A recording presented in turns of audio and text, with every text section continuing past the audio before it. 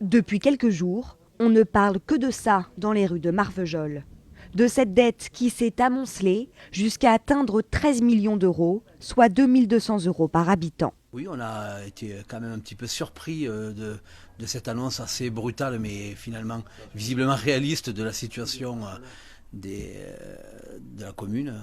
Conséquence, la ville est au régime sec. La piscine n'ouvrira pas cet été. Les espaces verts ne seront pas fleuris. Le traditionnel feu d'artifice du 14 juillet n'aura pas lieu. Et surtout, toutes les subventions aux associations ont été stoppées net. 250 000 euros d'économie pour la mairie, mais des difficultés financières pour la petite centaine d'associations que compte la ville, comme ici, au théâtre.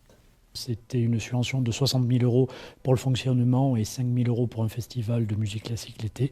Donc de 65, nous sommes passés à 0.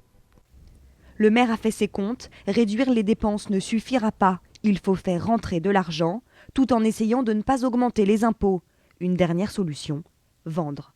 Tout est à vendre, sauf la mairie. C'est-à-dire que tous les bâtiments qui sont de la propriété communale, je caricature, mais sont à vendre, y compris des véhicules. Il faut qu'on fasse rentrer entre guillemets du cash très rapidement pour sortir de cette situation et pouvoir honorer les factures. Pour lui, tout est de la faute de l'ancien maire à la tête de la ville depuis 1995. Il a pourtant été son premier adjoint pendant 12 ans. Pour l'opposition, les finances de la ville ont été volontairement dissimulées. Il y a depuis 12 ans un problème de gestion sur la municipalité de Marvejols qui a été des surinvestissements permanents. Et quand c'est devenu aigu, ça a été caché. La préfecture a été avertie de la situation et devrait saisir la Chambre régionale des comptes. Des responsabilités seront alors établies.